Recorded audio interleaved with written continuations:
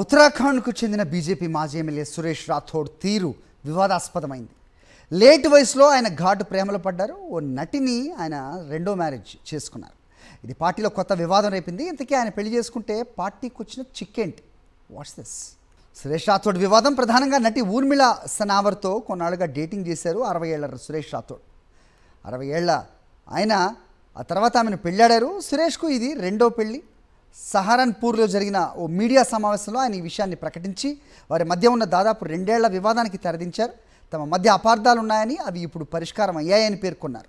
మొదటి భార్య కుటుంబ సభ్యులతో కూడా చర్చించి అంతా ఓ అంగీకారానికి వచ్చామన్నారు. మీడియా ముందే సనావర్కు గులాబీ ఇచ్చి తన ప్రేమను వ్యక్తం చేశారు. ఇద్దరు కలిసి తెగ రీల్స్ చేశారు.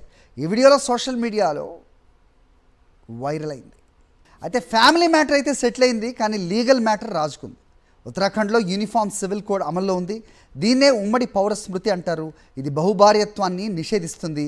ఈ నేపథ్యంలో రాథోడ్ సెకండ్ మ్యారేజ్ చట్టపరంగా ఎలాంటి పరిణామాలకు దారి తీస్తుందో తెలియదు. దీంతో పార్టీపై తీవ్ర విమర్శలు చెలరగడంతో సురేష్ రాథోడ్కు బీజేపీ అధిష్టానం నోటీసులు ఇచ్చింది. వారం రోజుల్లో స్పందించాలని పేర్కొంది. ఉమ్మడి పౌర స్మృతి చట్ట ప్రకారం మొదటి భార్యకు విడాకిచ్చిన తర్వాతే మరో మహిళను వివాహం చేసుకోవాలి. కానీ సురేష్ రాథోడ్ చెబుతున్న వెర్షన్ మరోలా ఉంది. 2021లోనే తను ఊర్మిళ సనావర్ను పెళ్ళాడానని, అప్పటికి యూనిఫామ్ సివిల్ కోడ్ అమల్లో లేదని ఆయన వాదిస్తున్నారు.